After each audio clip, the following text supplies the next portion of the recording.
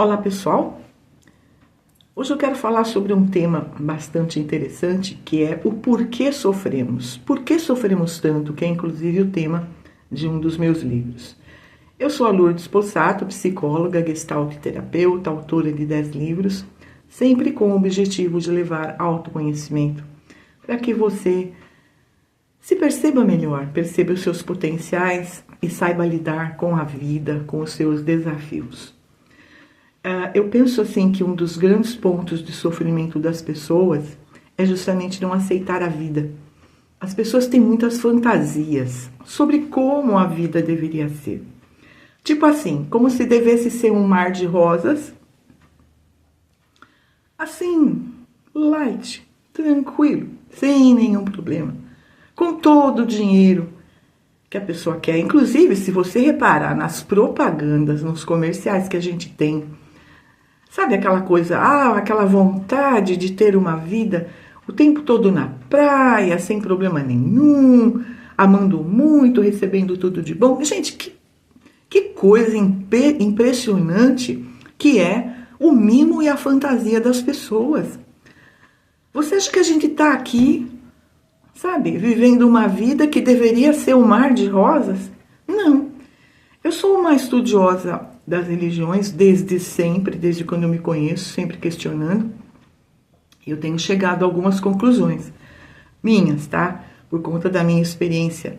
Passei muitos anos mesmo, estudando a doutrina espírita, estudando a Umbanda Sagrada. Fiquei muitos anos dentro de um centro, estudando as religiões orientais, a teosofia, a fraternidade branca. E se tem uma coisa que eu me considero hoje, é espiritualista, porque eu aceito a ideia da reencarnação.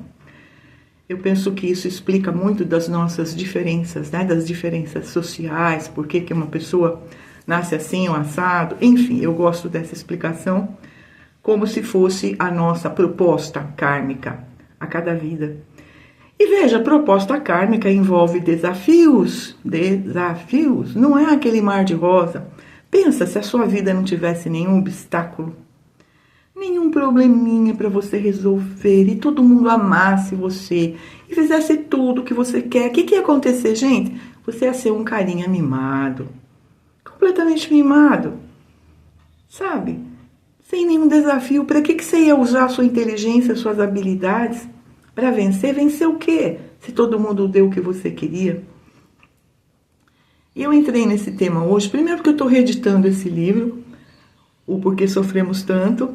É um livro bastante interessante, estou reeditando, nem vou mostrar a capa, futuramente eu mostro assim que o livro estiver pronto, né? E claro que você já pode ir pensando em adquirir aqui comigo, sem problema. Eu estou pensando em falar nesse tema hoje, eu quero falar nesse tema hoje, porque eu fiquei sabendo hoje pela manhã do suicídio de uma pessoa que até esteve comigo há cerca de 2 meses atrás, passou em consulta, nós fizemos apenas 2 sessões. E essa pessoa se mostrou incrivelmente mimado, rebelde, teimoso. Sabe aquela pessoa, primeiro que nasceu num lar super protetivo, onde ele teve uma mamãe que o protegeu de tudo, que fez tudo o que ele queria, ele herdou uma boa herança, inclusive. Ele não teve grandes desafios na vida, tá? Veio que fácil. Os desafios começaram na parte afetiva, onde ele queria que as mulheres fossem uma extensão da mamãe, aquela mamãe que fazia tudo para ele. E as mulheres rebeldes, né? Ainda bem, aguentaram um tempo, tiveram até filhos com ele, mas caíram fora. Isso aconteceu 1, 2, 3 vezes, né? E ele sempre se sentindo rejeitado, o que aqui já é uma fonte de sofrimento, porque não existe rejeição, existe escolha. Eu sempre falo para as pessoas que se sentem rejeitadas que a rejeição é delas mesmas, tá? Para elas mesmas. Porque ninguém rejeita você, as pessoas escolhem. Você fica com qualquer pessoa? Não, né? Você vai em qualquer lugar? Não, você escolhe. Você escolhe o que você quer comer. Sabe quem que você quer beijar, com quem você quer ficar. Então você acha que todo mundo, aquela pessoa que só porque você cismou tem que ficar com você na marra? Claro que não. Isso não é rejeição, é escolha. Outra, seu valor nunca esteve, nunca estará nas escolhas do outro. Para pensar, para parar com esse sofrimento. Mas voltando ao caso, ele, uma pessoa já de 65 anos, tá? Batalhando aí com os mimos e as rejeições, enfim. Uma pessoa inteligente, com uma capacidade, assim, de fazer negócios, de ganhar dinheiro muito boa, sabe? Mas resolveu desistir da vida porque as mulheres não faziam o que ele queria. Ele foi enjoando. Sabe como uma pessoa enjoa? Ele foi enjoando, ele não tinha nenhuma crença. Deus, imagina, nunca quis nem pensar sobre isso. Ele tinha a fantasia de encontrar uma pessoa que fizesse tudo para ele. Sabe, que vivesse para ele? Essa era a busca, né? E passou por vários relacionamentos, teve vários filhos. Inclusive, deixou uma filha de 10 anos aí, hiper nova, do último relacionamento. Mas a mãe não queria mais ficar com ele. Por quê? Porque ele é chato, era exigente, era mimado. Ele queria que alguém vivesse para ele, exclusivamente para ele, fazendo só o que ele queria. E trabalhar esse mimo, trabalhar esse crescimento emocional, ele não quis. Ele simplesmente não quis. Ele queria que alguma coisa acontecesse por mágica, que alguém fizesse plim plim, aparecesse com uma varinha mágica para fazê-lo 100% feliz. Para dar a ele todo o dinheiro que ele queria, na hora que ele queria. Gente, então vamos lá. Olha o mimo, olha a falta de labilidade. Normalmente a gente fala, né, que as personalidades mais frágeis são lábeis. Por quê? Primeiro que não existe a fragilidade. Existe a fragilidade de um bebê. Um bebê é frágil. Uma grávida é frágil. Se ela cair, ela pode se machucar. Um bichinho pequenininho, um pet, é frágil. Veja, ele precisa de cuidados. Então, agora, o adulto é frágil? Não, tirando estados mentais ou físicos de deficiência. Então, naquele aspecto, ele tem uma fragilidade, como uma pessoa cega, por exemplo. Tá? Mas isso não faz dela uma pessoa inferior. Faz dela uma pessoa diferente, com uma vivência diferente. Então, veja, quando você entra na sensação de fragilidade, e isso faz você sofrer, para pensar, para quem você está dando poder? Como que você se inferioriza? Em que você se acha menos? Porque quando você começa a ficar pensando em tudo isso, você está se colocando num ponto de fragilidade. Esse tema foi falado num outro vídeo, tá? Que eu fiz algum tempo atrás, está aí no canal. Como nós nos fragilizamos quando damos poder para alguém, quando nos submetemos, quando nos comparamos no sentido de inferioridade. Por isso que não é legal a comparação. Comparação é lesiva. A comparação é permitida quando ela é realista, né? O meu carro é menos potente que o do vizinho. Fato, é mesmo. Uai, e por isso eu sou menos que ele? Não. Eu tenho uma condição diferente de carro e ele tem outra. E qual o problema? Nenhum. Agora, se você vê isso como superior ou inferior, você está se fragilizando e decretando para você um complexo de inferioridade, o que vai fazer você sofrer. Olha quantos motivos tem aí que eu já falei que fazem uma pessoa sofrer. Quando uma pessoa desiste, ela desiste porque a vida não é do jeito que ela quer, tá bom? Ela tem um livre-arbítrio. Ok? Mas é chato, é triste, né? Ver alguém com tanto potencial se matando porque decidiu deixar alguém culpado. Eu tenho muita impressão, sabe, que a maioria das pessoas que se suicidam, elas querem deixar alguém culpado.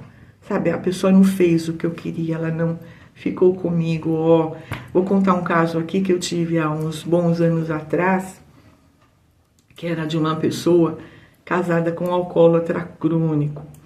Esse sujeito nunca quis fazer um tratamento, ele não aceitava que ele era um doente, porque tá? O alcoolismo é doença, tem cura, só que a pessoa precisa querer fazer a parte dela. E aí, ele nunca quis tratar e ele foi se tornando um sujeito cada vez mais agressivo. E essa pessoa estava casada com ele já há mais de 20 anos sofrendo todas as hostilidades desse relacionamento passiva, porque achava que a família era mais importante. Bom, e ela veio para terapia, tá? Porque ela estava sofrendo muito.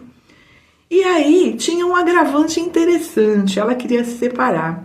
Mas cada vez que ela falava em se separar para esse marido, ele dizia: se você se separar de mim, eu me mato.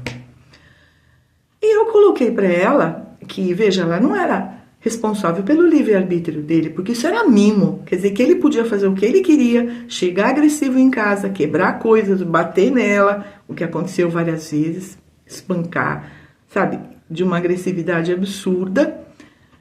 E se ela largasse dele, ele se mataria. Ou seja, ele elegeu ela como uma muleta, um estepe ali, para ele se segurar. E ela foi ganhando coragem, filhos já crescidos, né?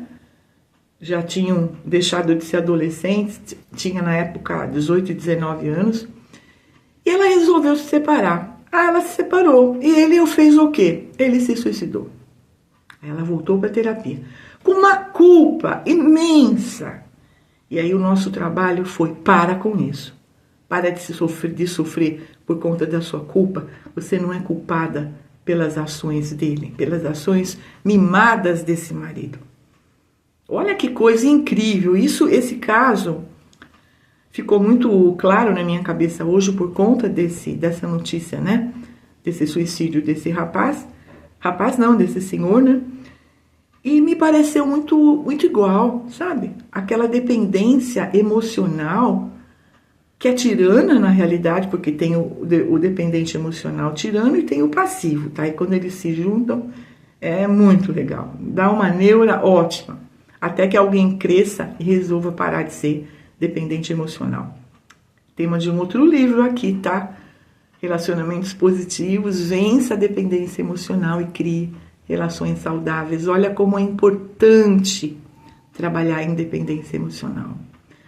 Você ficar de posse do seu poder, você ser suficientemente centrado para reconhecer sua capacidade, sua inteligência, suas habilidades, para cuidar de si mesmo e fazer boas escolhas, boas opções. Todos nós temos essa capacidade, mas se a gente não treina, você não vai conseguir ser autoconfiante, seguro de si mesmo. Então precisa treinar, precisa fazer esse trabalho de autoconhecimento.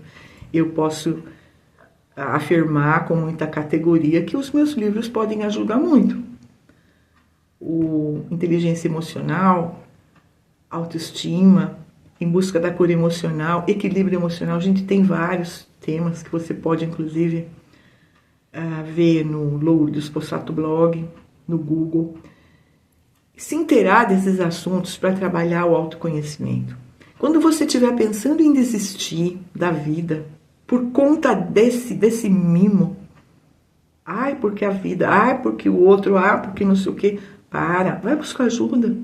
Mas busca uma ajuda séria, ok? Uma ajuda séria. Tá? Para quê? Para você trabalhar a sua parte emocional, entender o seu comportamento, as suas crenças, tá? O que gerou toda essa falta de confiança, todo essa falta de maturidade emocional que impede você de confiar mais em você e fazer a sua parte. Porque veja, gente, todos nós temos altos limites na nossa vida. E um dos pontos grandiosos aqui da maturidade começa quando a gente respeita esses limites. Por mais que eu ame uma pessoa, eu não posso entrar dentro do organismo dela e fazer a parte dela, não dá. Preciso aceitar esse limite. E aí entra outro sofrimento, as pessoas apegadas. Aí eu não posso perder o meu marido. Primeiro que você não vai perder, não é posse. Ninguém é posse, ninguém é posse. Nem animais são posses. Nós temos coisas, eu tenho um carro, eu tenho uma casa, eu tenho objetos, são meus, eu faço o que eu quiser com isso. Agora, pessoas, seres, não, eles são deles. Eles têm uma individualidade, a gente precisa respeitar. E sair realmente dessa ideia de posse, de medo da perda, porque isso é um sofrimento. certo, gente, mas é dependência emocional também. Então veja que interessante, né? Esse mimo, essa birra, essa rebeldia, esse complexo de inferioridade, de menos-valia, tudo isso são fontes de sofrimento e que fazem uma pessoa desistir. Aqui eu nem estou falando da depressão, que é um processo assim bastante interessante no sentido psicológico mesmo, tá? Ninguém fica deprimido de bobeira, ok, gente?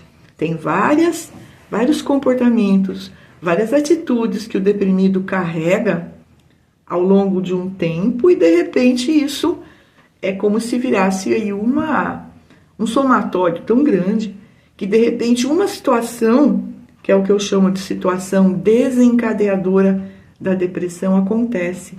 Quando essa situação que desencadeia a depressão acontece, é porque a pessoa já estava aqui.